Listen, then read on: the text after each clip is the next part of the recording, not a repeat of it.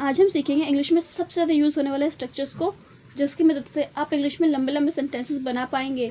तो इसको जानने के लिए आप इस वीडियो के अंत तक बने रहिएगा, तभी आपको समझ में आएगा कि इन स्ट्रक्चर्स का यूज़ हम कब करते हैं और किस तरीके से करते हैं। इसका यूज़ करके हम कौन कौन से सेंटेंसेस बना सकते हैं। तो चलिए शुरू करते हैं आज की ये वीडियो। सबसे पहले हम देखते हैं having plus V3 form. Having plus V3 form का सेंस आता है कुछ करने के बाद। जिस भी सेंटेंस में ये सेंस आए कुछ करने के बाद, वहाँ पे हम यूज़ करेंगे हैविंग प्लस V3 फॉर्म। इसका स्ट्रक्चर है having plus V3 plus sentence, having plus V3 plus sentence. चलिए समझते हैं कुछ एग्जांपल्स की मदद से। जैसे हमें कहना हो खाना खाने के बाद मैं थोड़ी देर टहलता हूँ, खाना खाने के बाद मैं थोड़ी देर टहलता हूँ। या फिर मैं घर पहुँचने के बाद आपको फ़ोन करूँगा, मैं घर पहुँचने के बाद आपको फ़ोन करूँगा। मैं पढ़ाई करने के बाद टीवी देखूँगा, मैं पढ़ाई करने के बाद टीवी देखूँगा। मैं घूमने के बाद खाऊँगा, मैं घूमने के बाद खाऊँगा। मैं खेलने के बाद पढ़ाई करूँगा, मैं खेलने के बाद पढ़ाई करूँगा। आप देख रहे हैं ना, आप इस तरह के सेंटेंसेस कितना ज़्यादा यूज़ करते हैं डेली बेसिस पे। तो उसके लिए आपको ये स्ट्रक्चर्स आने बहुत ज़रूरी हैं। सबसे पहले हम देखते हैं खाना खाने के बाद मैं थोड़ी देर टहलता हूँ। इसकी इंग्लिश होगी having had the food I stroll for a while, having had the food I stroll for a while. Next है मैं घर पहुँचने के बाद आपको फ़ोन करूँगा, मैं घर पहुँचने के बाद आपको फ़ोन करूँगा। इसकी इंग्लिश होगी having reached home I will call you, having reached home I will call you. I hope आपको समझ में आ रहा है कि हैविंग प्लस V3 का यूज़ हम सेंटेंस में कब करेंगे। आप समझते हैं नेक्स्ट स्ट्रक्चर को। Having plus said that, having plus said that. इसका मतलब होगा इसके बावजूद भी या फिर भी, इसके बावजूद भी या फिर भी।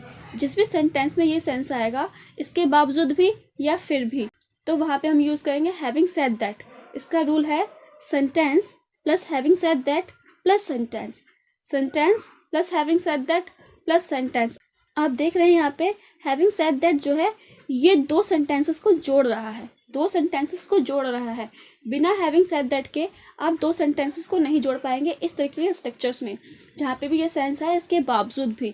इसके लिए आपको पता होना चाहिए कि हैविंग सेड दैट का मतलब क्या होता है और उसका यूज़ हम कब करते हैं। चलिए समझते हैं कुछ एग्जाम्पल्स की मदद से। वह हमेशा झूठ बोलता है पर फिर भी तुम उस पर भरोसा करते हो, वह हमेशा झूठ बोलता है पर फिर भी तुम उस पर भरोसा करते हो। या फिर उसके पास टाइम नहीं था फिर भी वो हमसे मिलने आया, उसके पास टाइम नहीं था फिर भी वो हमसे मिलने आया। आप देख रहे हैं डेली बेसिस पे ये कितने ज़्यादा यूज़ होते हैं स्ट्रक्चर्स। जैसे हमें कहना हो वह हमेशा झूठ बोलता है पर फिर भी तुम उस पर भरोसा करते हो, पर फिर भी तुम उस पर भरोसा करते हो। तो इसकी इंग्लिश होगी ही always speaks lies, having said that you trust him, he always speaks lies, having said that you trust him, having said that you trust him। यहाँ पे आपने दो sentence he always speaks lies, वह हमेशा झूठ बोलता है, फिर भी तुम उस पर भरोसा करते हो, फिर भी तुम उस पर भरोसा करते हो। having said that you trust him, having said that you trust him। अब समझते हैं नेक्स्ट। उसके पास टाइम नहीं था फिर भी वो हमसे मिलने आया, फिर भी वो हमसे मिलने आया।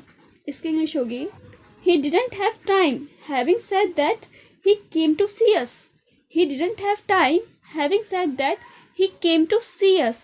इसी का यूज़ करके आप और भी सेंटेंसेस बनाइए। it is must to, it is must to। इसका मतलब होता है ना ज़रूरी है, ना ज़रूरी है। जहाँ पे भी सेंस आएगा ना ज़रूरी है वहाँ पे हम यूज़ करें it is must to।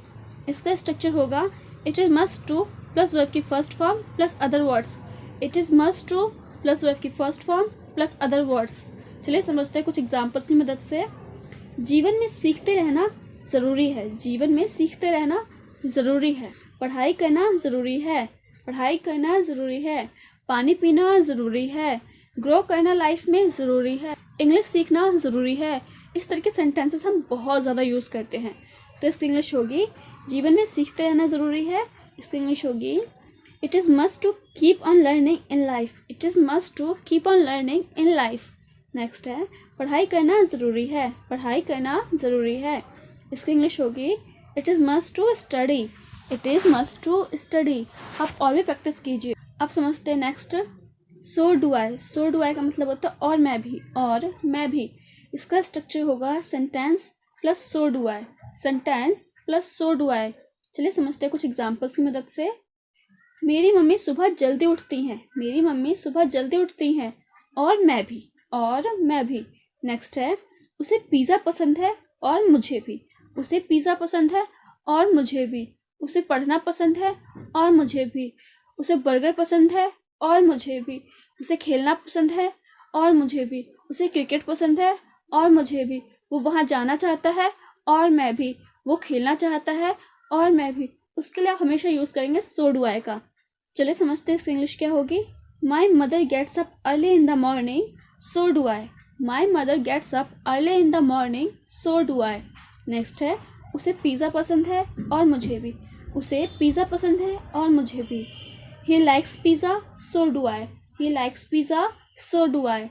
Next है, एज फार एज, इसका मतलब होता है जहाँ तक। जिस भी सेंटेंस में ये सेंस आएगा जहाँ तक का, वहाँ पे हम यूज़ करेंगे एज फार एज का। इसका स्ट्रक्चर होगा as far as I know plus sentence, as far as I know plus sentence. यहाँ पे आप आई की जगह कोई भी सब्जेक्ट लगा सकते हैं जो सब्जेक्ट है। यू है तो यू, शी है तो शी, ही है तो he. As far as he know, as far as she know, as far as you know, as far as we know, as far as they no.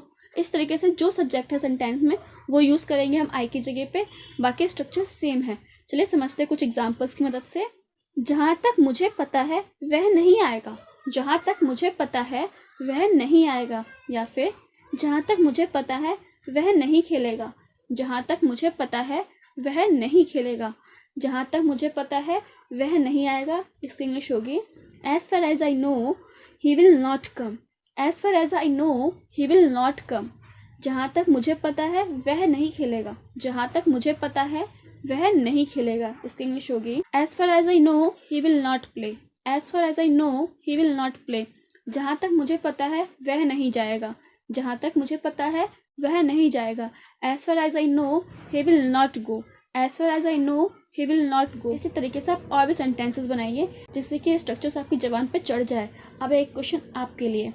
मैं घर पहुंचने के बाद अपने दोस्त को कॉल करूंगा, मैं घर पहुंचने के बाद अपने दोस्त को कॉल करूंगा। इसकी इंग्लिश क्या होगी आप नीचे कमेंट से बताइएगा। If you like this video please like, subscribe and share. Thank you dear.